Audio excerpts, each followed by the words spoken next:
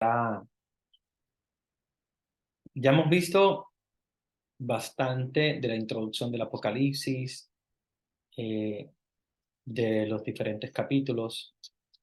Vamos a irnos adentrando más en cada uno de estos mensajes que Dios envía a, a la iglesia, las iglesias denominadas en este libro del Apocalipsis, como ustedes saben, son simplemente el nombre de ellas, porque eran iglesias bastante consideradas en aquella época, importantes, con una cantidad de fieles muy grande, pero a su vez eh, son como, digamos, el paradigma de toda la iglesia universal, porque el Apocalipsis no es para la iglesia de aquella época o las iglesias de aquella época, sino que son para todas las iglesias del mundo.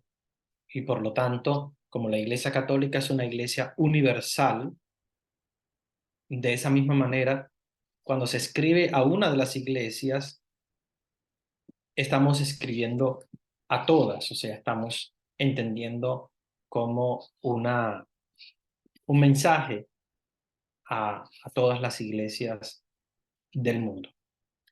Vamos entonces a continuar con el capítulo 3 del Apocalipsis. Vamos a ver hoy el capítulo 3, donde se nos habla, se nos sigue hablando, ¿verdad?, de esos mensajes que son mensajes importantes a cada una de las iglesias. Vamos a ver el capítulo 1, perdón, el versículo 1 del capítulo 3, ¿ok? Capítulo 3, que era donde nos habíamos quedado, en el versículo 1. Escribe el ángel a la iglesia de Sardes. Sardes es otra iglesia también muy importante, ubicada precisamente en Asia Menor. Recuérdense que casi todas estas iglesias son de la zona de Asia Menor. Estamos hablando de lo que es la actual Turquía, Grecia, ¿verdad? Esa zona donde había una presencia muy grande de la iglesia. Sardes era una iglesia bastante importante porque era una ciudad bastante antigua y que de alguna manera u otra el cristianismo llegó y comenzó a hacer frutos, a dar frutos allí en Sardes.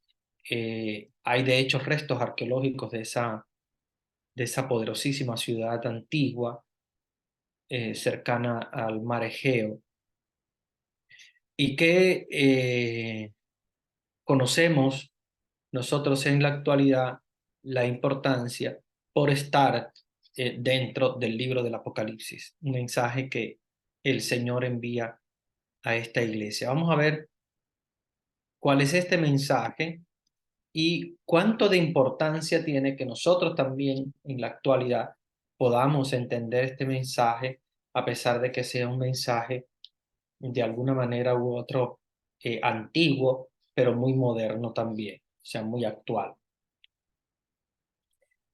Entonces, escribe al ángel de la iglesia de Sardes, o sea, está hablando de una revelación de Dios a la iglesia de Sardes. Así habla el que tiene los 7 espíritus de Dios y las 7 estrellas. ¿Ok? Recuérdense que ya habíamos hablado anteriormente sobre esto, ¿verdad? Y sobre la importancia del número 7. Son 7 iglesias. Ahora se nos habla también se nos recuerda los 7 espíritus de Dios y las 7 estrellas. Aquí, hablando de los 7 espíritus de Dios, no podemos entender como que Dios fuese plural, como si tuviese 7 espíritus, porque acuérdense que en Dios no hay división, ¿ok? Podría estar refiriéndose, como está hablando al ángel de la iglesia de Sardes, a estos espíritus que son, que vienen de Dios, que son los 7 arcángeles, como puede estar refiriéndose también de alguna manera, si hacemos una exégesis más teológica, poder referirse a, eh, a Dios como el totalmente santo, el totalmente puro, el totalmente perfecto, cuando habla de 7. No se está refiriendo a pluralidad, recuérdese que Dios no hay pluralidad. De hecho, ni siquiera cuando hablamos de Padre, Hijo y Espíritu Santo estuviéramos hablando de pluralidad porque es un solo Dios. Acuérdense que es difícil entenderlo desde el punto de vista teológico, la unidad que hay en Dios, en un solo Dios, una sola esencia, una sola naturaleza, pero sin embargo, aquí, cuando se nos habla de la pluralidad de los 7, teológicamente debemos entender la perfección, quien tiene la perfección del Espíritu de Dios. ¿Okay? Estos 7 espíritus. Pero no se puede referir como si el Espíritu de Dios tuviese 7 espíritus. Recuérdense que no podemos entenderlo de esa manera, porque si no vamos a confundirnos desde el punto de vista teológico, sino que aquí, acuérdense que el Apocalipsis hay que leerlo desde el punto de vista de la exégesis, ¿okay? De la exégesis teológica. Y claro, obviamente como 7 es un número perfecto, de la perfección, 7 espíritus nos está hablando del espíritu de la perfección. ¿Okay? Igual también cuando habla de las 7 estrellas, ¿okay? Se recuerdan ya que habíamos hablado eh, ya sobre las 7 estrellas eh, y que de hecho tienen una importancia muy grande en lo que es la revelación del Apocalipsis. ¿Okay? Luego después vamos a ver 12, ¿no? Acuérdense siempre el 7, el 12, que son los números que la Biblia utiliza para hablar de esta perfección de Dios. Y recuérdense que casualmente son los dos números que vienen de la combinación de 3 y 4. Se recuerda que yo les he hablado siempre. 3 más 4, 3 por 4. 3 más 4 da 7, 3 por 4 es 12. Igual cuando habla de la corona de las 12 estrellas y del número 12, simbolizando, ¿verdad?, esa perfección de Dios. Si nosotros volvemos ahora atrás al Apocalipsis capítulo 1, ¿verdad? Y vamos al versículo 20, se nos está hablando, escucha el significado de las 7 estrellas que has visto en mi mano derecha y de los 7 candeleros de oro. Las 7 estrellas son los ángeles de las 7 iglesias y los 7 candeleros son las 7 iglesias. Entonces las estrellas simbolizan el ángel de cada una de las iglesias. Recuérdense que Dios nos ha dado a los ángeles como custodios, ¿verdad? Como consejeros, como custodios, como protectores. Y no solamente a los seres humanos, sino también a la iglesia como tal. Entonces, cuando se nos habla de las 7 estrellas, se nos está refiriendo a esos 7 ángeles, ¿ok?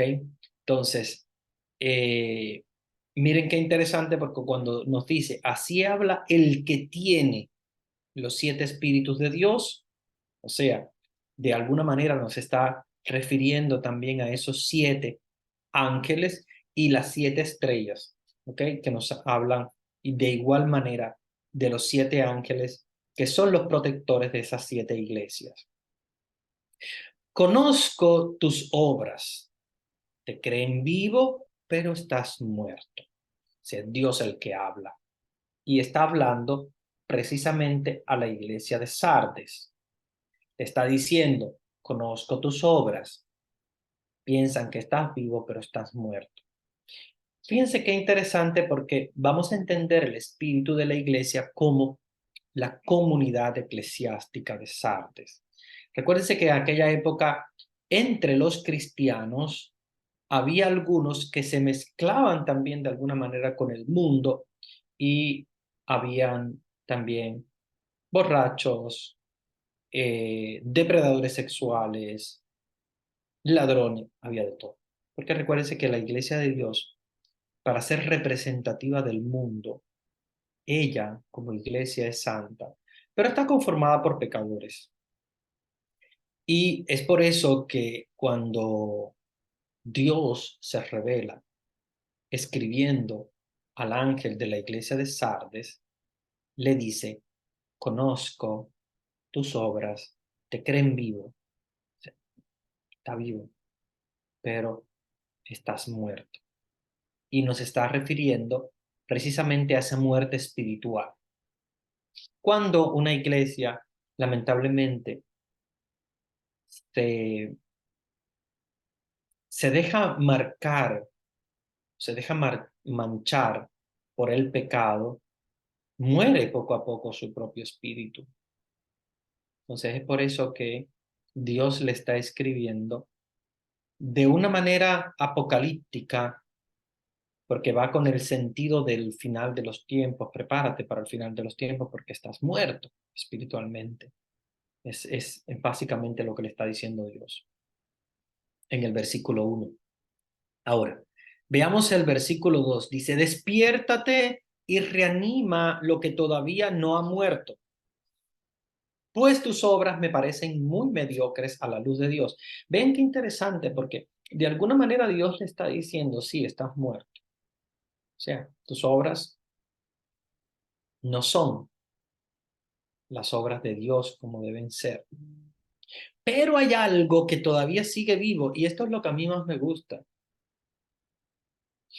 Le está diciendo, le está diciendo a la iglesia que a pesar de que se haya contagiado con el pecado del mundo, que obviamente le ha hecho morir el espíritu, sin embargo, no está muerto del todo.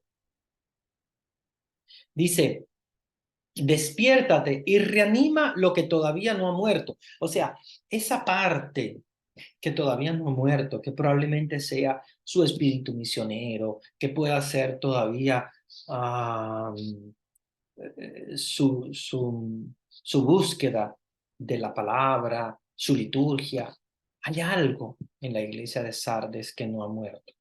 Y eso es lo que Dios quiere todavía rescatar. Acuérdense que esta palabra de Dios no es solamente para esa época, para esa iglesia en particular, sino para toda la iglesia universal. Por eso es que es algo que podemos aplicarnos a todos en la actualidad y a nuestra iglesia de alguna manera también, nuestras pequeñas iglesias, ¿verdad? Como está la iglesia en Sardes, está también la iglesia en cada uno de las comunidades religiosas expandidas por todo el mundo. O sea, hay algo que no ha muerto. Hay algo que todavía sigue vivo y que sigue siendo el corazón que late en esa iglesia, a pesar de la contaminación con el pecado, lo cual es propio del ser humano. Hay algo que todavía no ha muerto. Versículo 3. Recuerda lo que recibiste y oíste. Ponlo en práctica y arrepiéntete. Pues si no te mantienes despierto, vendré como un ladrón sin que sepas a qué hora y te sorprenderé. ¿Ven cómo esta imagen del ladrón en la noche es algo que ustedes ya han escuchado? Lo hemos escuchado de Jesús, lo hemos escuchado también de alguna manera en el Antiguo Testamento.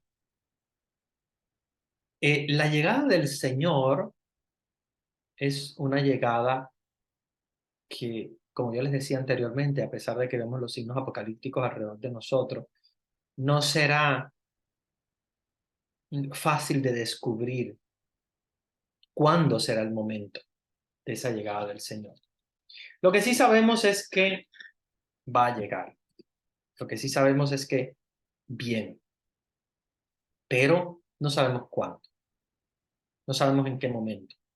No sabemos todavía cuándo es que se va a manifestar esa llegada del Señor, y por eso es que el mismo Jesús y el Apocalipsis nos dicen como ladrón en la noche. Y cuando llega el ladrón en la noche, pues la gente anda dormida, o sea, no lo sabe, no se da cuenta.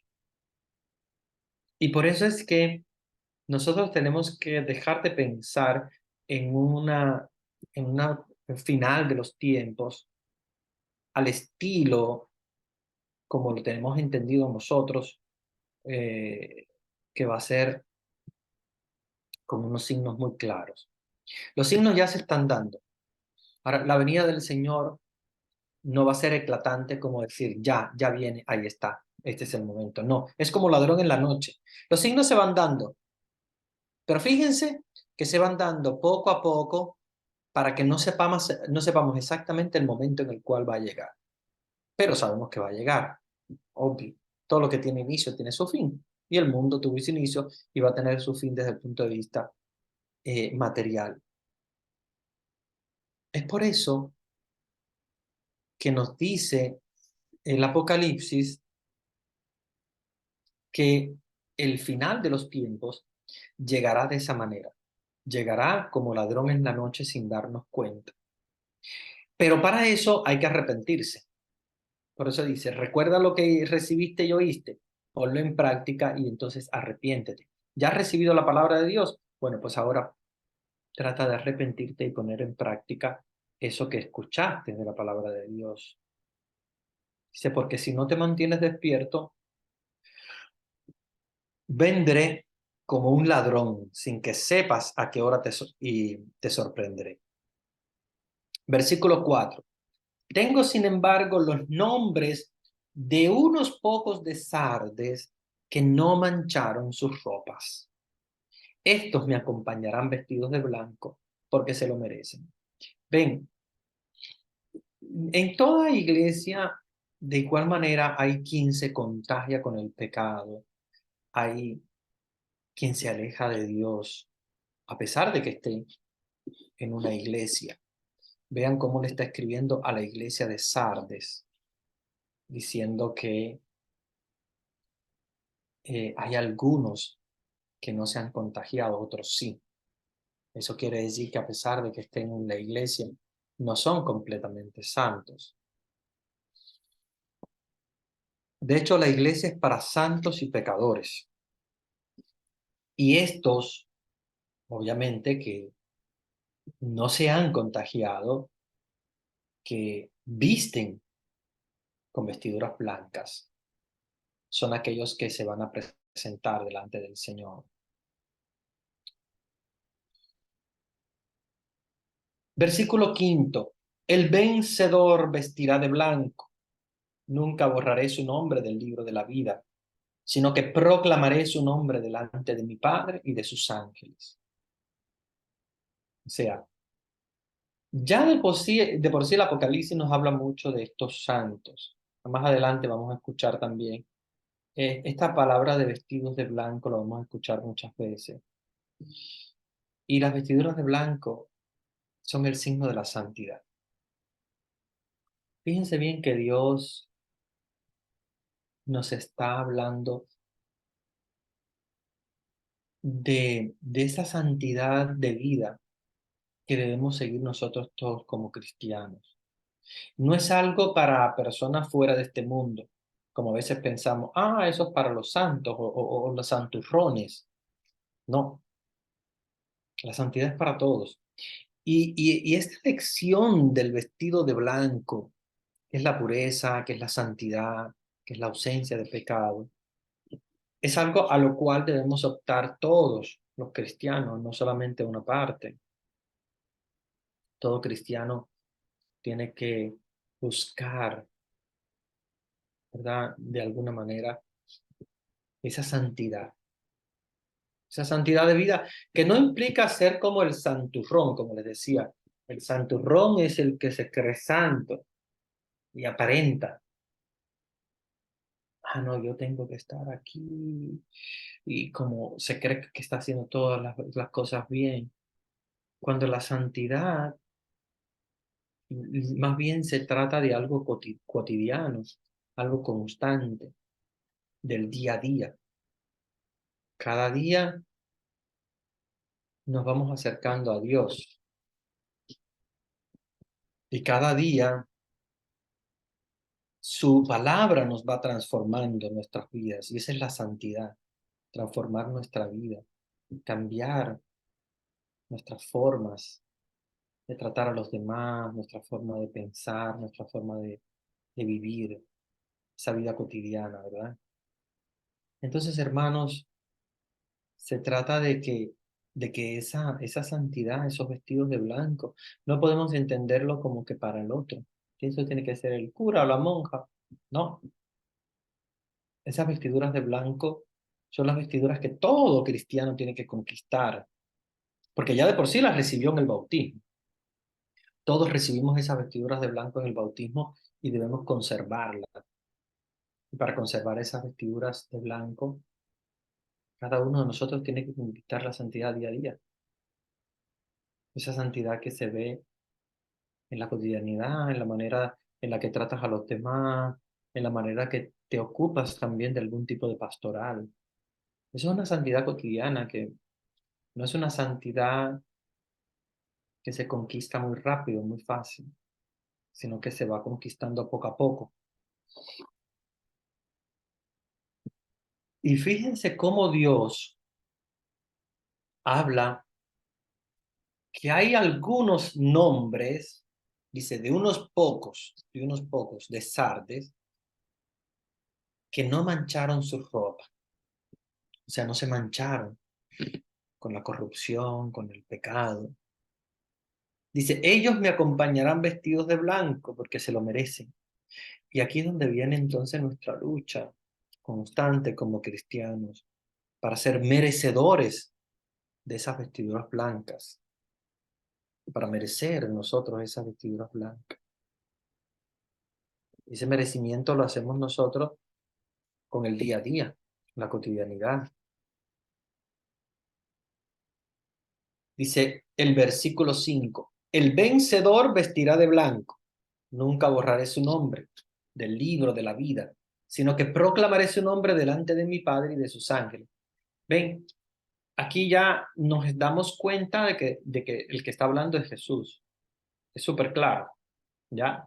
Porque está hablando delante de mi Padre y de sus ángeles. O sea, está hablando Jesús.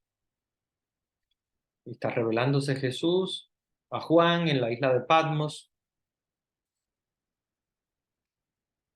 y se nos está revelando como vencedor. El vencedor de la muerte, que nos ayuda también a nosotros a vencer al pecado. Dice, el vencedor vestirá de blanco y su nombre estará en el libro de la vida. Y aquí aparece ya otro signo importante del Apocalipsis, que es este llamado libro de la vida. ¿Qué cosa es el libro de la vida? Cuando nosotros cerramos nuestros ojos y vemos nuestra vida como una película, ¿verdad?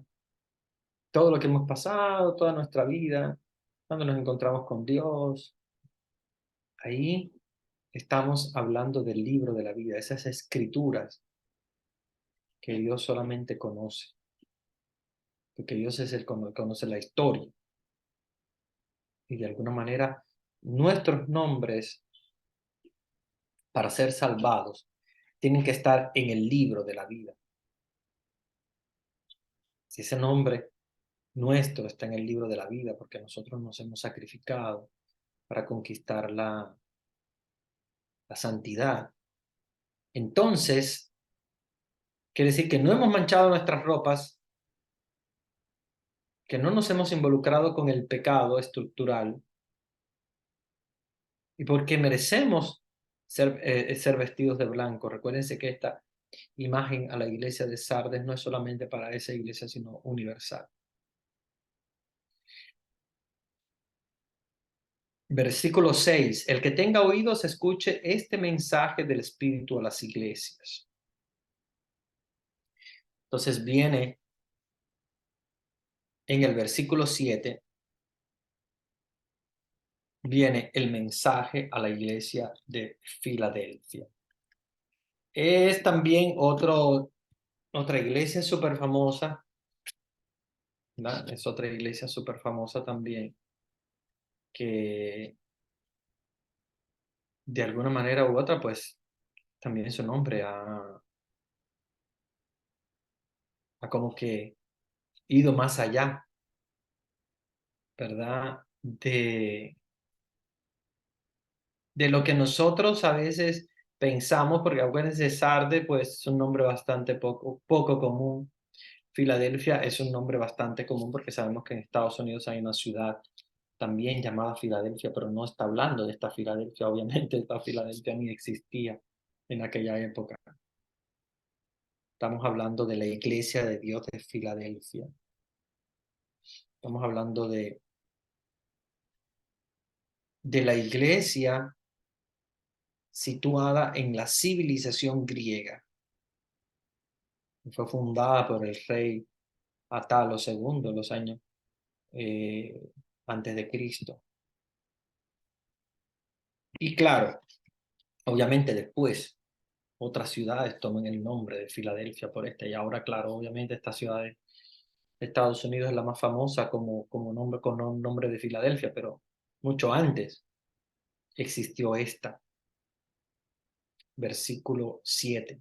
Escribe el ángel a la iglesia de Filadelfia. Así habla el santo, el verdadero, el que guarda la llave de David. Si él abre, nadie puede cerrar, y si cierra, nadie puede abrir. Vean cómo ya trata de alguna manera a Jesús esta revelación y le dice santo, verdadero y el que guarda la llave de David. O sea que es el único santo, porque está diciendo es el santo, no hay más, es el santo. Los otros lo que hacen es que participan de la santidad de Dios. Y si de alguna manera los proclamamos como santos es porque obviamente participan de la santidad de Jesús, porque es el primero como santo. Es el verdadero y es el que guarda la llave de David. Estamos hablando de la llave del acceso al reino de los cielos, donde dice que Él es el que abre y ahí donde abre nadie puede cerrar y donde cierra nadie puede abrir.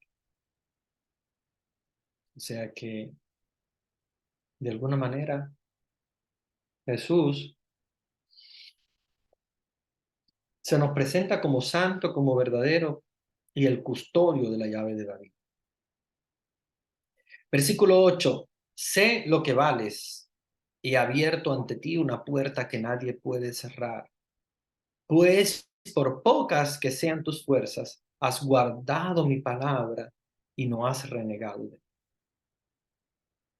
Vean qué bonito, si la iglesia de Sardes estaba como marcada por lo que es el pecado. Sin embargo, la iglesia de Filadelfia tiene un mensaje mucho más esperanzador. La iglesia, el mensaje que Dios manda a la iglesia de Filadelfia habla de que sé lo que vales. No nos está hablando como a Sardes que dice estás muerto. Aquí nos está hablando sé lo que vales y he abierto ante ti una puerta que nadie puede cerrar. Pues por pocas que sean tus fuerzas, has guardado mi palabra y no has renegado de mí. O sea, que ya el hecho de que la iglesia haya sido el testimonio de Dios en el mundo, o sea, que aunque sean pocas sus fuerzas, ha guardado la palabra de Dios y no ha renegado de Jesús, que ya de por sí era muy común en esa época renegar de Jesús por la persecución. Nadie quería morir, solamente unos pocos, los mártires. Versículo 9.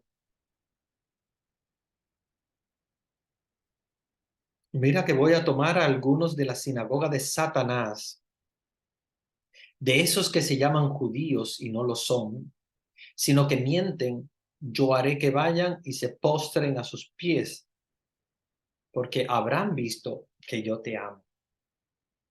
Fíjense, vamos a leerlo de nuevo porque es interesante.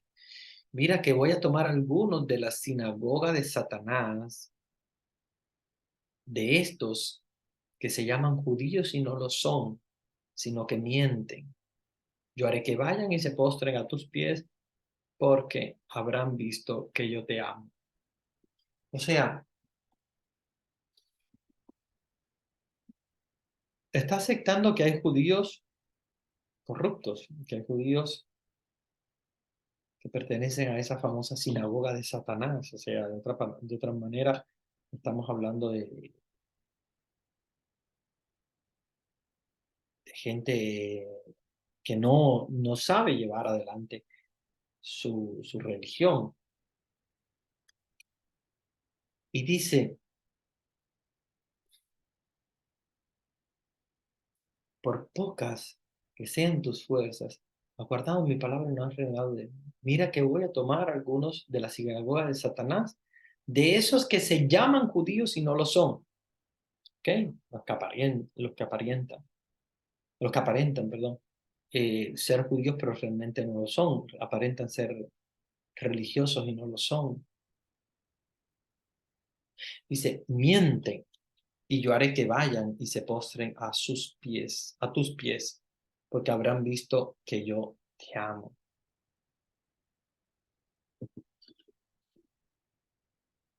O sea que está hablando de los fariseos, de quienes aparentan ser judíos pero que realmente no lo son,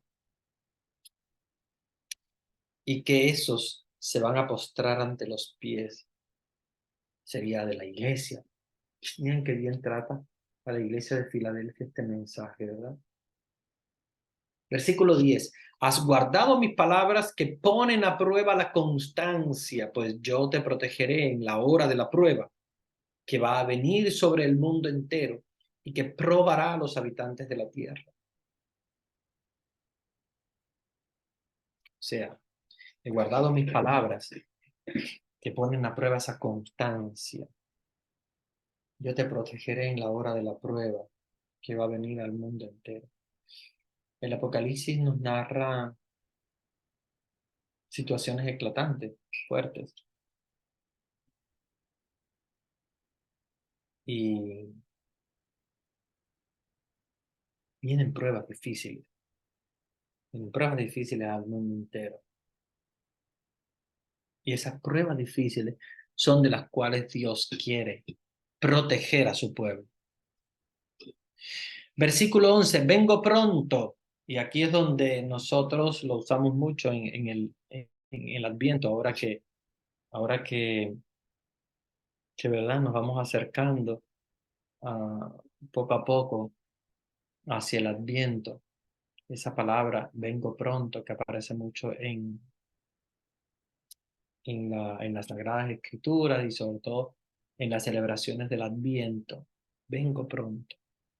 Vengo pronto es la certeza, ¿verdad?, de que Jesús viene pronto. Y se mantén con firmeza lo que tienes para que nadie te arrebate la corona. Vean cómo nos está hablando de ser firmes, pero firmes en alejarse del pecado para poder mantener la corona de Dios. El versículo 12 nos dice, al vencedor lo pondré como columna en el templo de mi Dios, de donde nadie lo sacará. Grabaré en él el nombre de mi Dios, el nombre de la ciudad que baja del cielo, la nueva Jerusalén que viene de Dios y mi nombre nuevo. O sea, nos está hablando de aquel que va a vencer en nombre de Dios. Será colocado como una columna. Y eso nos quiere decir que tiene una importancia muy grande, una importancia muy grande en la iglesia. Versículo 14. Escribe al ángel de la iglesia de la Odisea, volvemos de nuevo a Grecia. ¿Okay? Así habla el amén, el testigo fiel y el verdadero, el principio de la creación de Dios. Conozco tus obras, no es frío ni caliente, ojalá fuera frío o caliente, pero porque eres tibio, no frío o caliente, voy a vomitarte de mi boca. Esta palabra de Dios es tan importante. Que fíjense que nos está hablando de que el cristiano, el cristiano debe ser muy, como diríamos, de alguna manera, debe ser un testimonio verdadero de la palabra de Dios. Porque el cristiano, y esto es lo que no le gusta a Dios, el cristiano puede ser mediocre, ni frío ni caliente, tibio. Entonces Jesús dice, yo a los tibios los vomito de mi boca. ¿Y por qué dice los vomito de mi boca? Porque se está refiriendo a que o tienes fe verdadera o no tienes nada. No tienes absolutamente nada. Entonces por eso es que habla de vomitarte de mi boca.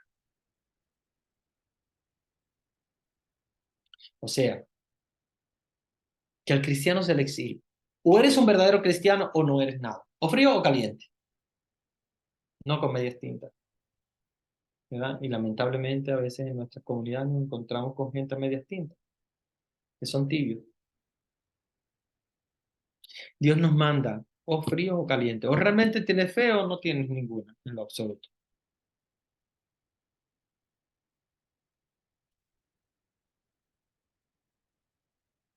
En el versículo 13 nos dice, el que tenga oídos, oiga este mensaje del Espíritu a las iglesias.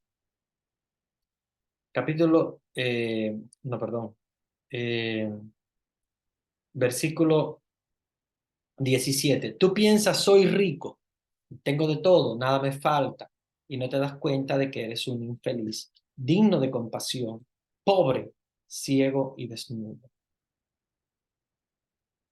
sea que tú piensas que tienes todo, porque puedes tener muchas cosas materiales, pero en realidad no tienes todo. Mm, No tienes todo, ¿verdad? Y esta es una de las reflexiones más interesantes para poder darnos cuenta de que a pesar de que nosotros queramos hacer una opción por Jesús, la opción tiene que ser radical. No puede ser una decisión a medias tintas. No, pues yo sí voy algunos domingos a la misa y ya. No, o eres frío o eres caliente, dice el Apocalipsis. Dice, si eres tibio, voy a vomitarte de mi boca. El tibio es el que dice, bueno, sí, pero no. Te dice que sí, se compromete con Jesús, se compromete con su iglesia, pero no tanto. Ese es el tibio. El caliente es el que comprometido fuerte, fuerte. Y el frío es simplemente no va a la iglesia. Es frío. A Dios le gustan frío o caliente. En el sentido de que si eres frío, quiere decir que ya tú optaste por Jesús. Si eres caliente, si eres caliente es porque optaste por Jesús. Si eres frío es porque no optaste absolutamente por Jesús. Sin embargo, el tibio es el que opta por Jesús, pero para algunas cosas, no para todo. Entonces, cuando en el versículo 17 nos dice, tú piensas, soy rico, de hecho todo me hace falta, te das cuenta de que eres un infeliz, digno de compasión, ciego, pobre, pobre, ciego y desnudo. ¿Ok?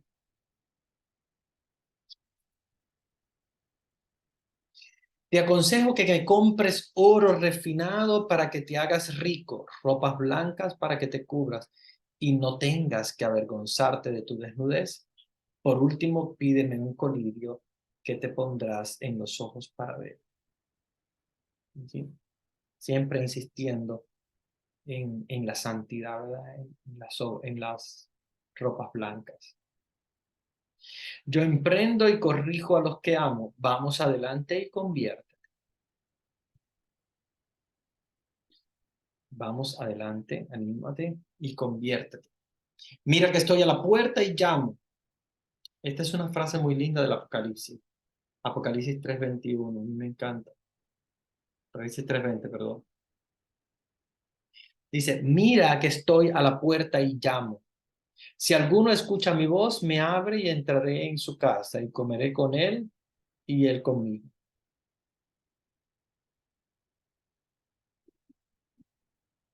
¿Ok? Mira que estoy a la puerta y llamo. Esta es una imagen hermosa. Y seguramente ustedes la han visto en cuadros de Jesús. Ese Jesús vestido de blanco que toca la puerta. Es la imagen de este versículo. Está inspirada en este versículo 20 del capítulo 3, donde nos dice, eh, mira que estoy a la puerta y llamo. Y claro, en la llamada de Jesús es una puerta que como nos dicen las escrituras se abre desde dentro, porque se tiene que abrir desde el corazón. Versículo 21. Al vencedor lo sentaré junto en mi trono, del mismo modo que yo, después de vencer, me senté junto a mi Padre en su trono. El que tenga oídos, oiga este mensaje del Espíritu a las iglesias. Vamos a compartir un poco, ¿verdad? Para no hablar yo solamente, me gustaría también que ustedes hablaran, sentar algunas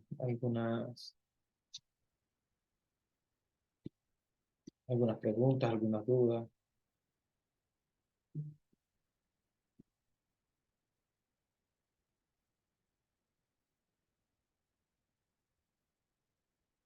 Vamos entonces a comentar un poquito. Bueno, voy a ver algunas preguntas que estaba leyendo aquí, las preguntas del chat. Ya había que aclararon lo del capítulo. Sí, no, avísenme cuando me fallen algunos de los capítulos, porque a veces llevar la cuenta se le puede pasar a uno, pero sí, yo pensaba que era el 3, pero sí, sí, ya me confirmaron que sí que es el 3 exactamente. Bueno, una pregunta dice, buenas noches, padre. ¿El Apocalipsis es una revelación de Dios a través de sueños que recibe el apóstol Juan o es un resumen, relato, interpretación de Juan en torno a su vivencia con Jesús? Esta es una buena pregunta. Es una pregunta interesante que no tiene prácticamente una respuesta completa, porque no se nos habla de sueños, no se nos habla de una revelación. Yo creo, yo más la entiendo como la revelación que hizo Dios a los profetas. No es una revelación exactamente a través de un sueño. Es una revelación como Santo Tomás llamaba la ciencia infusa. Santo Tomás hablaba de la ciencia infusa, es una ciencia que Dios infunde, por eso se llama infusa, porque infunde la inteligencia en el corazón y en la mente de los seres humanos y la plasma. Bueno, quien la va a plasmar, hay gente que no, y se escapa esa interpretación, ¿verdad? Porque a veces hay seres humanos que no entienden que es la voluntad de Dios la que les está haciendo esa revelación. Eh, sí, te puedo decir que probablemente algún que otro sueño haya tenido Juan, pero sea durmiendo, sea despierto, la revelación ha sido a través de la ciencia infusa. O sea, esa ciencia que Dios infunde en la mente del teólogo, en la mente de la persona, para, ¿verdad? De alguna manera plasmarlo y darlo a los demás. No creo que hayan sido todos puros sueños, aunque de todos modos no nos habla la Sagrada Escritura sobre esto. Pero sí, puede que haya habido algún sueño. Pero es una ciencia infusa, es Dios que infunde en la mente. ¿Ok?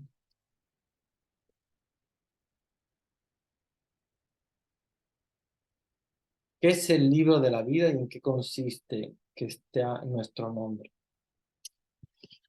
Es un recurso literario este libro de la vida. Y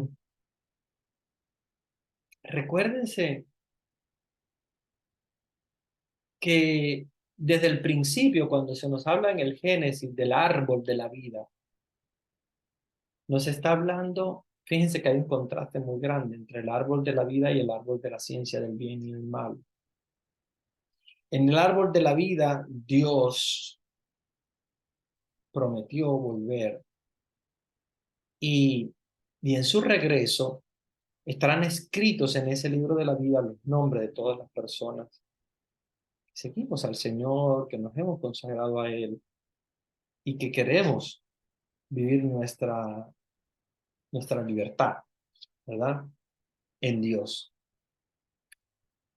Entonces, como se nos habla en el Génesis del árbol de la vida y del árbol de la ciencia del mal, de la ciencia del bien y del mal, que no se podía comer la ciencia del bien y del mal, la de la vida sí. Es una manera de ayudarnos a entender que existe este árbol de la vida. Este árbol de la vida existe. Nos está narrando, de hecho, también Juan, ¿verdad? Entonces, hay un paralelismo entre árbol de la vida y libro de la vida. Árbol de la vida es quien, bueno, Dios le dio a Adán y Eva el árbol de la vida del cual ellos podían comer y que eso les daría la vida eterna. Sin embargo, si comían del árbol de la ciencia del bien y del mal, ahí entonces morirían, dice la Biblia. No murieron materialmente, pero sí murieron espiritualmente. Entonces, si hay un árbol de la vida, hay un libro también de la vida, que son quienes se han mantenido alejados del pecado, quienes han manifestado su bondad, su misericordia, la vida. Y eso hace que hayan terminado sus nombres en el libro de la vida. Entonces, no es un libro escrito, no podemos decir, ah, mira, es el libro tal, vamos a leerlo. No, el libro de la vida es, digamos, de alguna manera como un recurso literario para hablar de esas personas que han comido del árbol de la vida y que obviamente van a resucitar porque son personas que han mantenido su fe, que han mantenido su fe a pesar de las persecuciones. Entonces el libro de la vida está contenido como una película todo nuestro tiempo en el mundo. ¿Ok?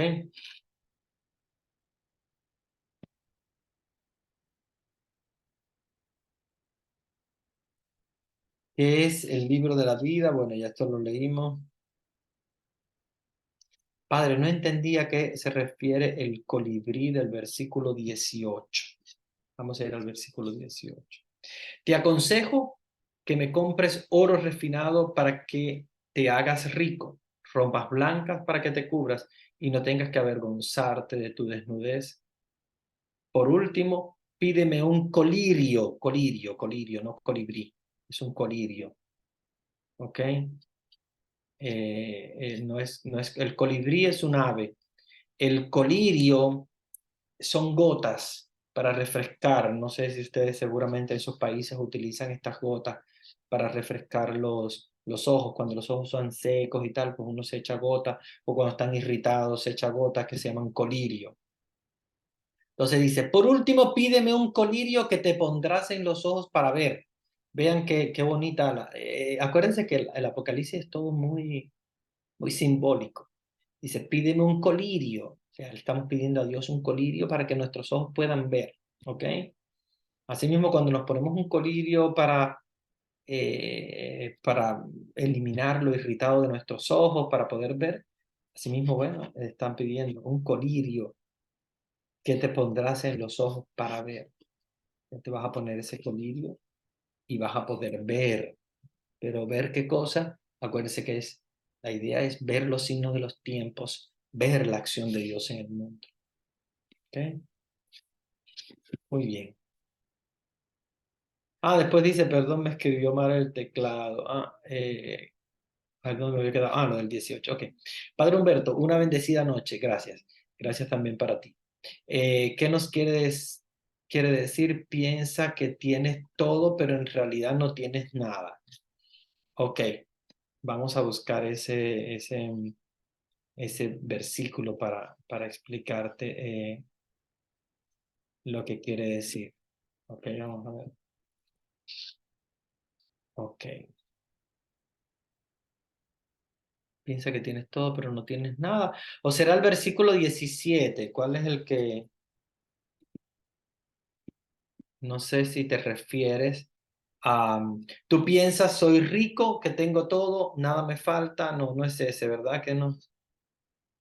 Debe ser seguramente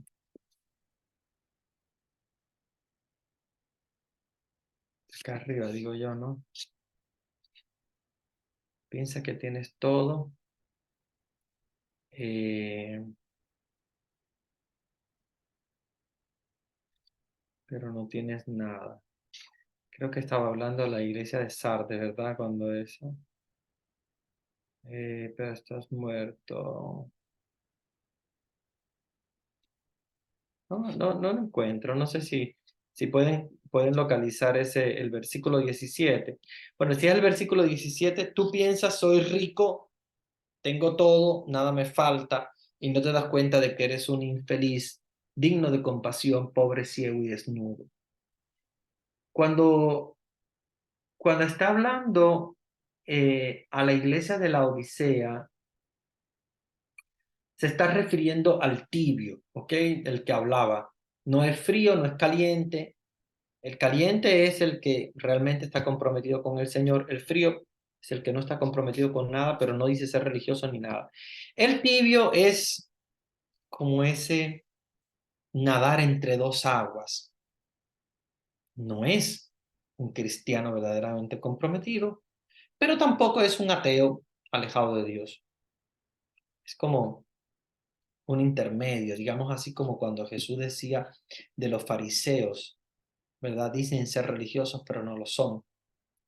Entonces, en el versículo 17, cuando dice, tú piensas, soy rico, tengo de todo, nada me falta. O sea, está pensando, tengo todo, no me falta nada, tengo todo lo que necesito. Pero no se da cuenta de que es infeliz, porque le falta lo más importante. Él dice, soy rico, lo tengo todo, nada me falta, pero en realidad sí le falta. Le hace falta la fe, le hace falta el compromiso con el Señor. Es la parte más importante, ¿verdad? Por eso es que dice, eres digno de compasión, un pobre, ciego y desnudo. Pobre, ciego y desnudo. Se está diciendo, no ves, no eres capaz de descubrir la palabra de Dios, estás en medio de dos aguas. Por eso es que lo dice, voy a vomitarte de mi boca, lo dice Dios. Porque vamos a decir que este tipo de personas son como las que van a la iglesia de vez en cuando, pero no se comprometen. Pero bueno, voy a bautizar ahora a mis hijos, pero ya después no voy nunca más. Es el tibio, es el clásico tibio. Piensa que lo tiene todo, sí, yo soy religioso, voy a la iglesia, me bautizo a mi hijo, no sé qué y tal. Pero en realidad dice, pero no te das cuenta de que eres infeliz porque no tienes la fe. Dice, eres digno de compasión, pobre, ciego y desnudo. Está diciendo, bueno, tienes todo lo más malo. ¿Por qué? Porque no tienes realmente la fe, no tienes realmente el compromiso con el Señor. ¿Ok? Muy bien. Eh, Buenas noches, padre. ¿Nos puede profundizar un poquito más sobre el versículo 15 y 16? Lo del frío, caliente y tibio. Ah, claro, sí, sí, sí. Claro. Bueno, yo creo que más o menos ya se lo expliqué, pero la explicación clásica es esa. El caliente es el que realmente está comprometido con Dios, que está allí en la iglesia, que se compromete con Dios también en el mundo. O sea, es, digamos, de alguna manera como un santo, ¿verdad? Quien realmente está caliente quiere decir está completamente metido en Dios, 100%, con Dios, con la iglesia, comprometido. El frío es el ateo, que no tiene nada que ver con la iglesia, es frío completamente, no va a la iglesia, no dice que tiene fe, es un ateo. El tibio es el que está en las dos aguas. Es ateo porque también está metido en el mundo del pecado, pero viene a la iglesia de vez en cuando y dice, bueno, vamos a hacerlo el día de los ramos para buscar el ramito o el día de un bautizo de un pariente. Es un tibio, no se define ninguna de las dos. Entonces, por eso es que Dios dice, no eres tibio, perdón, eres tibio, no eres frío ni caliente, por eso voy a vomitarte de mi boca. O sea, le está diciendo, no estás comprometido conmigo 100%, pero tampoco estás alejado, o sea, tampoco eres frío. Entonces, él dice, estos que viven en dos aguas, no me gustan, voy a vomitarlos de la boca. Dice Dios, yo prefiero el frío y el caliente. ¿Por qué? Porque el caliente está comprometido verdaderamente. Y el frío no dice que es religioso, simplemente él es consecuente con lo que él cree, con lo que él piensa. Él no es religioso, pues no es religioso, ya. Eso le gusta a Dios le gusta que le digas, o lo soy o no lo soy, pero no que estén en dos aguas, ¿me entiendes? O sea, que digas que eres religioso, pero en realidad no lo eres, que vengas solamente por conveniencia a la iglesia. Entonces, eso de estar en dos aguas, en el mundo y con la iglesia, y no estás ni uno ni con uno ni con el otro, ese es el tibio, ¿ok? Por eso que no está ni frío ni caliente. Eso es lo que más o menos habla el Apocalipsis. Bien,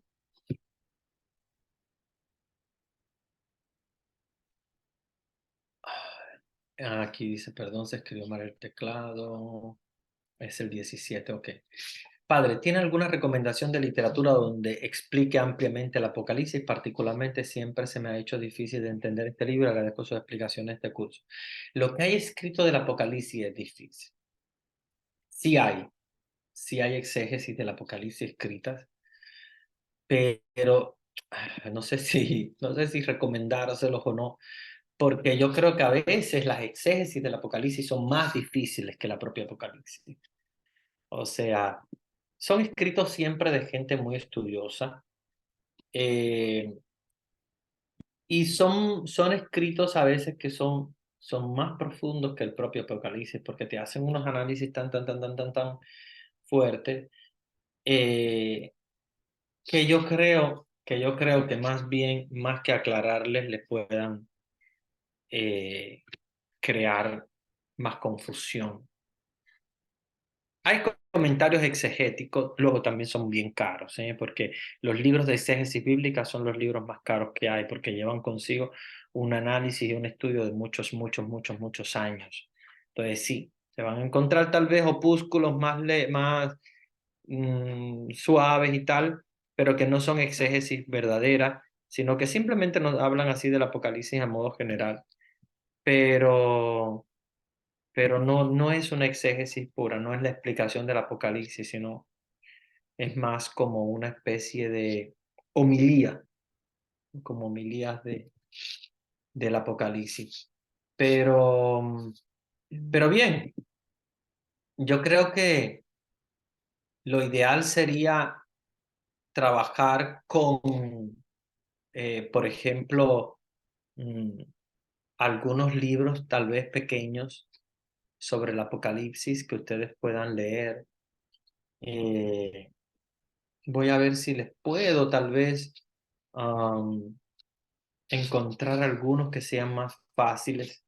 Aunque ya les digo que incluso nosotros en el seminario, cuando lo estudiamos, eh, vamos, vamos al texto de la Biblia, porque la exégesis que nos dan muchas veces no, no es tan adecuada. No es tan adecuada. Y luego tienen que tener mucho cuidado porque hay mucho que son, sobre todo del Apocalipsis, hay mucho evangélico, mucho, muchísimo, muchísimo. Entonces es difícil poder,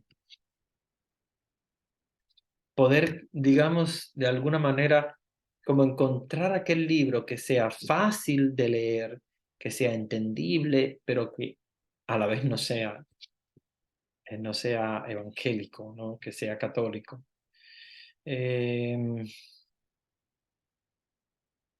no sé, podría buscar porque ahora mismo no me viene a la mente exactamente algún libro que puedan ustedes leer y y que pueda de alguna manera ser entendible para ustedes y que sea católico, ¿ok? Que sea católico. Tal vez la editorial, claro, de la editorial San Pablo son son las mejores para esto, pero también son caras, es muy cara y, la, y el lenguaje es muy profundo, y el lenguaje es bastante profundo. Podría buscarles, hacerles una búsqueda. Ahora mismo no me viene a la mente porque incluso cuando estudiamos el Apocalipsis, lo estudiamos basado en un estudio que hizo nuestro profesor, que tenía su propio, es como un panfleto, ¿no? Es un libro, pero no editado, sino como un panfleto, muy bueno, pero también muy profundo, muy difícil de poder leer para personas que no tienen una base, ¿ok? Eh, sí hay de la editorial San Pablo, un poquito a veces caros, pero y además difíciles también, difíciles. Eh, Aquí hay una reflexión, dice, yo pienso que los tibios somos los que vamos a la iglesia.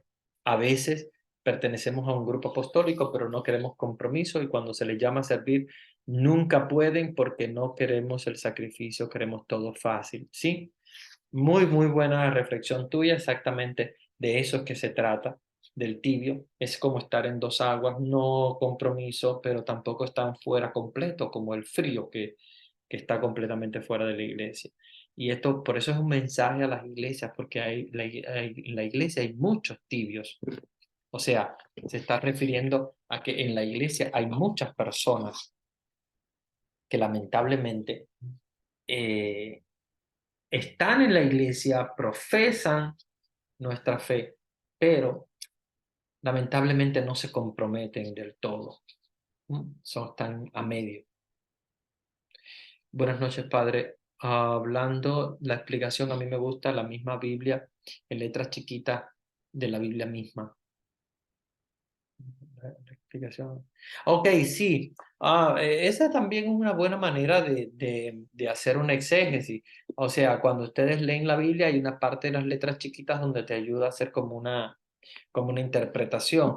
Hay muchas Biblias que lo tienen. Sí, eso también, leer las letritas chiquitas te ayuda mucho. Hay algunas que no, que las letritas chiquitas simplemente se trata de una explicación escriturística, como por ejemplo, te mandan a ver algún texto del Antiguo Testamento, pero no es una explicación como tal, sino simplemente como link a diferentes textos. Pero hay algunas que son como Biblias de estudio y sí, claro, sería genial. Padre, podemos comparar este versículo 16 con Romanos 8:5. Ok, podemos ir a ver eh, lo que nos habla Romanos 8:5 para que entendamos a qué se refiere también esta comparación. Vamos a buscar entonces la carta a los Romanos, capítulo 8 y versículo 5. ¿Ok? Capítulo 8 y el versículo 5 nos dice, los que viven según la carne van a lo que es de la carne y los que viven según el espíritu van a las cosas del espíritu. Ese es Romanos 8:5. Sí, podríamos decir que sí, que es una comparación porque los que viven según el espíritu son los calientes, los que viven según la carne son los fríos y entonces en el medio están los tibios, ¿verdad? Que juegan con una cosa y con la otra. Muy bien.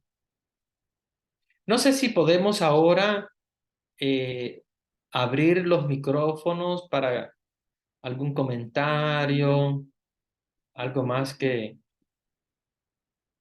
A ver, sí, tienen la posibilidad de reactivar los micrófonos. Ayer pueden reactivar su micrófono si quieren hacer algún comentario, algo más sobre el capítulo Padre 3. Humberto, buenas noches. Buenas noches. Soy Claudia. Am, Oh, aquí en el donde dice la iglesia de Sardes, en el capítulo 3, donde ujú. habla de esto dice el que tiene los 7 espíritus de Dios y las 7 estrellas. No sé si entendí bien que podría ser también como los 7 ángeles. Sí, claro. De hecho, Ah, las siete estrellas nos estaba hablando de qué significan los siete ángeles que ujú. custodian a las siete iglesias. Y Claro. mi pregunta es, ¿esos 7 ángeles tienen nombre o porque yo he escuchado, bueno, he visto aquí en parte de la Biblia o lo han dicho algunos sacerdotes también que la Iglesia Católica o aquí en la Biblia solo reconocen 3 ángeles, San Miguel, San Gabriel y San Rafael. Entonces aquí por eso es mi duda en esta. Esta es una pregunta bastante interesante. Esta, esta pregunta tuya es interesante porque la iglesia católica reconoce eh, con nombres a Miguel, Gabriel y Rafael, porque son los nombres que aparecen en la Sagrada Escritura. Eh, de hecho, se narran, ¿verdad? Algunos eh, que han nombrado los 7 arcángeles, con 7 nombres. De hecho, también Zadkiel, Jofiel, Uriel y Baraciel, como los otros, Ujú, para ujú, completar los 7, ¿verdad? ujú, Los siete arcángeles, que son los ujú. únicos que tienen Ah, nombre. ok, ok.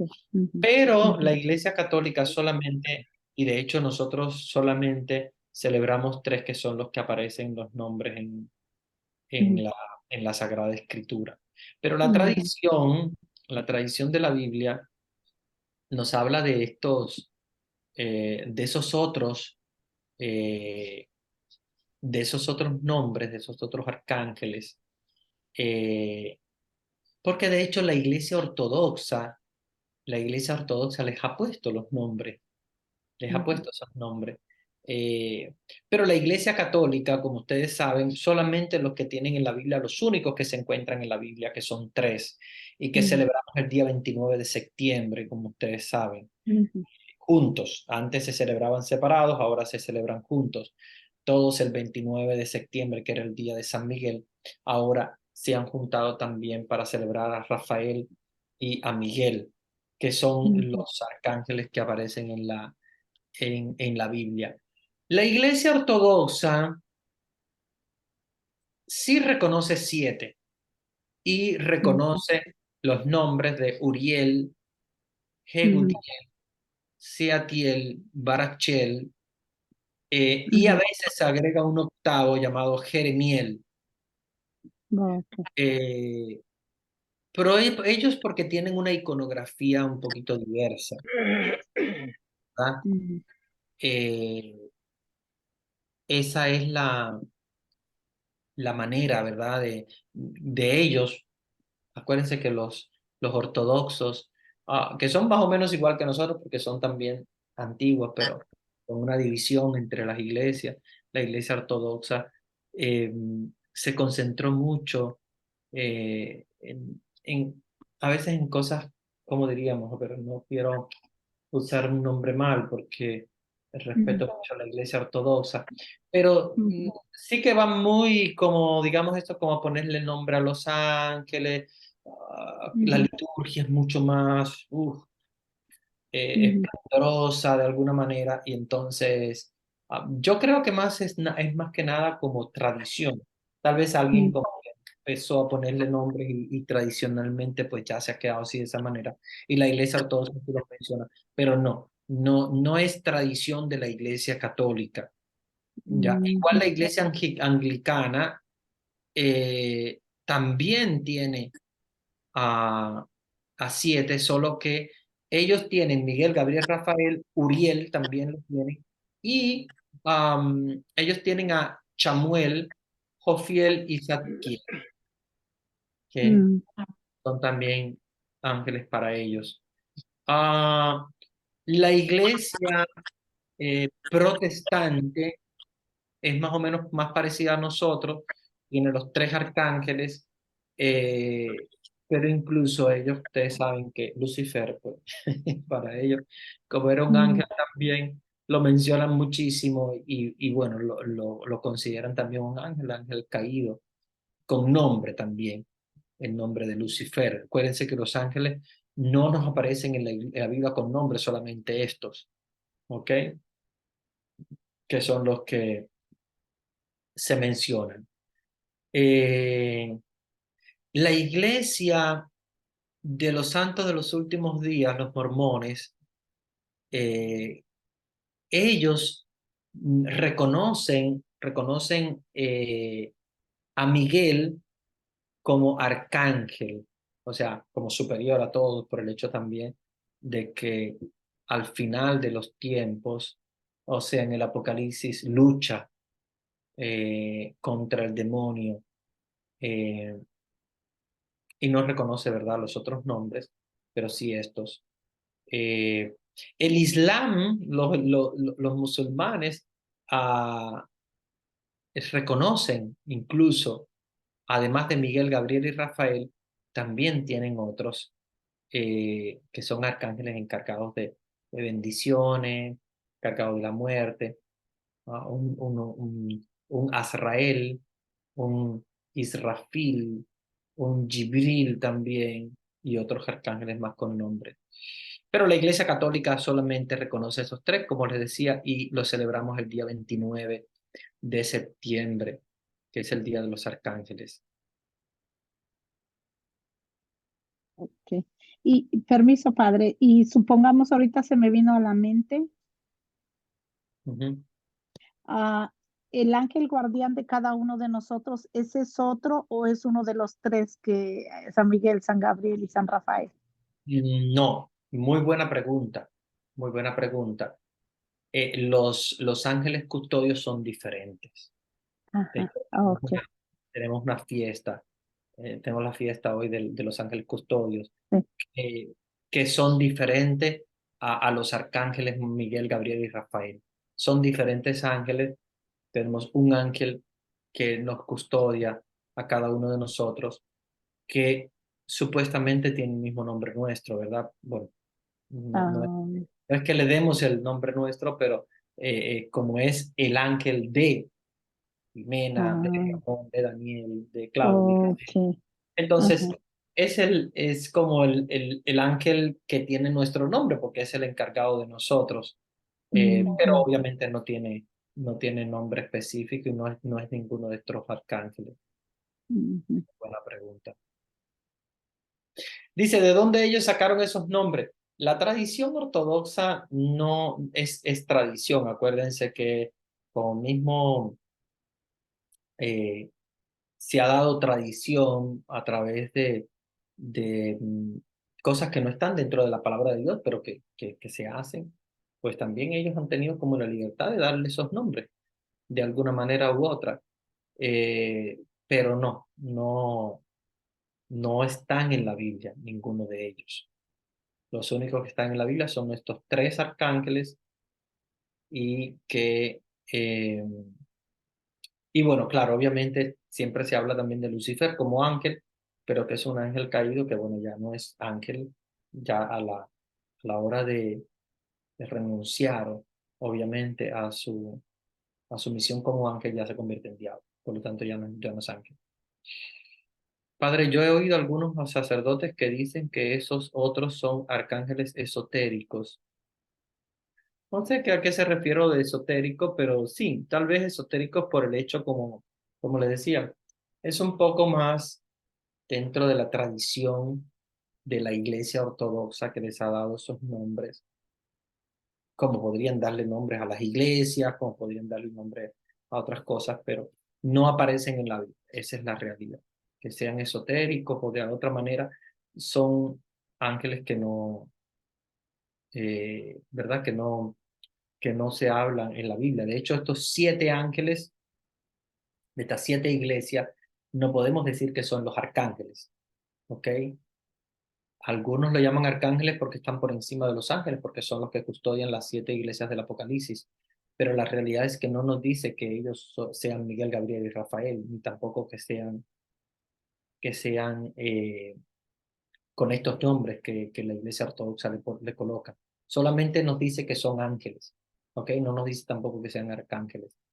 El nombre de arcángeles se le dio porque obviamente al tener nombre, sobre todo estos tres, y para aparecer en la Biblia, entonces decimos, bueno, son ángeles, pero ángeles con, digamos, con una misión un poquito más importante, ¿verdad? Y por eso el nombre de arcángeles. Padre, ¿será que puedes repetir los nombres de los otros arcángeles? No pude escribir. Yo creo que ni es bueno escribirlos porque te vas a confundir más, pero bueno, hay muchos, hay muchos. Eh, si ustedes ven, por ejemplo, en la tradición, en la tradición de la Iglesia Ortodoxa, pues tenemos a Uriel, que es muy mencionado, de hecho también es un nombre propio. Eh, Uriel aparece, pero en los textos apócrifos.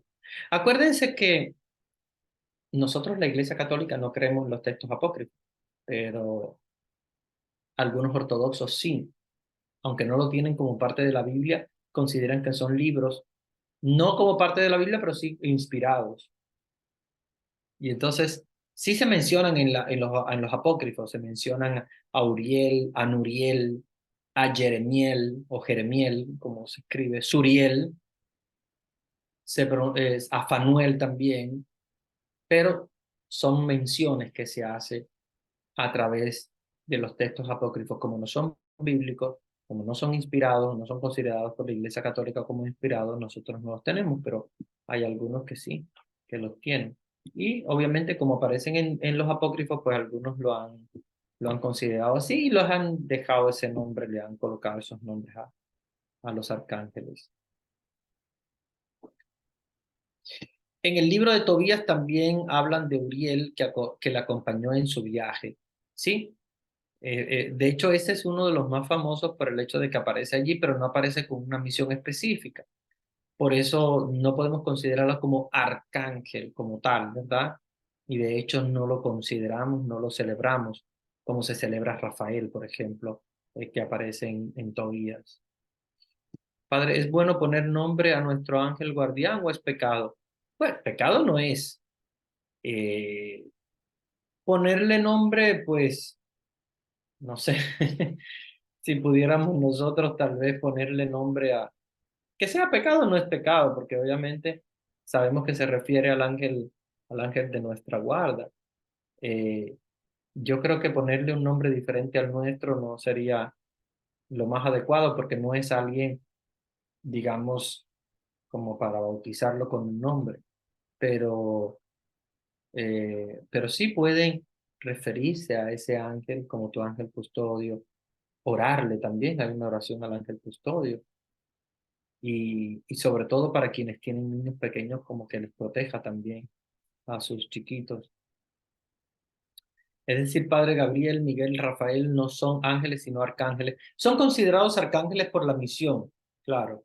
Pero acuérdense que es como la diócesis, arquidiócesis, ángeles, arcángeles, que quiere decir que está un poquito más, que es más grande, que es un poquito más importante, o que tiene una misión más importante en este caso. Pero no es porque estén por encima de los ángeles, sino porque son ángeles que Dios le ha dado como una misión especial, ¿verdad? Es como, pongamos a Pedro, es un apóstol, no es un archiapóstol, aunque pudiéramos decirle que es un archiapóstol por el hecho de ser el primer papa.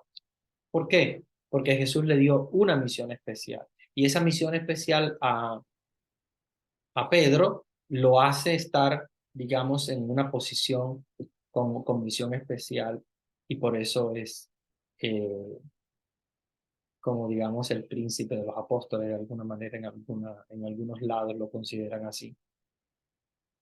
Los arcángeles es por eso, es precisamente porque tienen una misión especial, tienen una misión por encima, ¿verdad?, de los otros.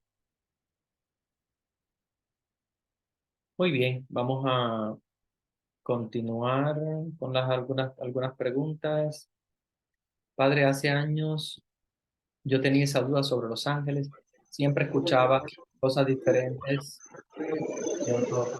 Gracias, Padre. Gracias a ti por el mensaje. Hola, Padre, ¿existe alguna diferencia entre ángeles y arcángel? No, es la misión. No existe una diferencia. No podemos hablar de una diferencia en cuanto a espíritu, porque al final son espíritus puros, pero sí se les da como ese nombre por la misión que tienen. Ya sabemos la misión de Gabriel, Miguel y Rafael, que han sido misiones especiales a la cual Dios le ha mandado. O sea, no es lo mismo un ángel, con cualquier ángel, que el ángel que Dios le dio la misión de darle el, el anuncio a María de que iba a ser la madre de Dios y que va de parte de Dios. Por lo tanto, es Una, un ángel una llamado pregunta, padre. ángel, ¿ok? Por encima. O sea, como especial, Una digamos, pregunta. ¿sí? Ah, es que hace unos días yo seguí una charla sobre angeología Ajá. y en angeología se habla mucho sobre los 9 coros celestiales y las 3 jerarquías, dividiéndolas en 3 grupos de 3. Se habla de que la primera jerarquía es tronos, querubines, serafines. Después sigue la otra que es potestades, este, potestades y bueno, no recuerdo los otros. Y al final Principados. están virtudes, ajá, sí, potestades, Sí. principados La primera, y sí, claro. la última están arcángeles, ángeles y virtudes. Pero según una charla Exacto. ahí dice que por ejemplo los tronos y los querubines son espíritus y que los de abajo, o sea, habla así como de categorías, Ujú. Claro, según, claro, claro, claro. Sí, es muy interesante, solo que, claro, esto sería una clase especial de angelología, pero sí está la primera jerarquía, los serafines, los querubines, los tronos, la segunda jerarquía, que serían las dominaciones, virtudes, potestades, ¿verdad? Como tú decías, y la tercera jerarquía, que son los principados, los ángeles y los arcángeles. Am, Esas serían las nueve, eh, mm, los 9 coros, ¿verdad? Sí, eso habría que, es un tema interesante por el cual tratar, súper interesante, sí, porque acuérdense que todos aparecen en la Biblia. Aparecen los serafines, eh, que de hecho aparecen en Isaías cantando Santo, Santo, Santo. Los querubines, recordemos el libro de Ezequiel. Aparecen los tronos, que incluso son una clase de ángeles. Si ustedes ven, por ejemplo, no sé, Colosenses, eh, ¿verdad? Incluso Primera de Pedro nos habla Cristo ha ido al cielo y dice, arcángeles, autoridades y potestades se habían sometido a él. Y bueno, se nos habla después también de las dominaciones, que son un poquito menos conocidas, las virtudes también, que aparecen incluso en Efesios, las potestades, que aparecen también en la Primera de Pedro, y la tercera jerarquía, que es más conocida, que son los principados, los arcángeles y los ángeles. Pero, como sabemos, obviamente, en este caso, en las jerarquías, el más bajo sería el ángel, porque obviamente el ángel, más bien su misión es alabanza y adoración de Dios, eh, y que se menciona muchísimo en la Biblia, muchísimo, son los más comunes. Eh, y obviamente su misión es asistir en el día del juicio final, a, obviamente a Dios en la alabanza a Dios. Muy bien, ya el tiempo se nos ha agotado, se nos ha ido rapidísimo, hablando también de esto interesante de los ángeles y las jerarquías. Después algún día vamos a hablar sobre esto, trabajar un tema sobre esto. Qué bueno que tú nos lo traíste a colación el día de hoy. Bueno, voy a darles la bendición, y los voy a dejar con Vanesita, que va a darles algunos avisos. El Señor esté con ustedes. Con tu espíritu. Y la bendición de Dios Todopoderoso, Padre, Hijo y Espíritu Santo, descienda sobre ustedes y permanezca para siempre. Amén. Que tengan una linda noche.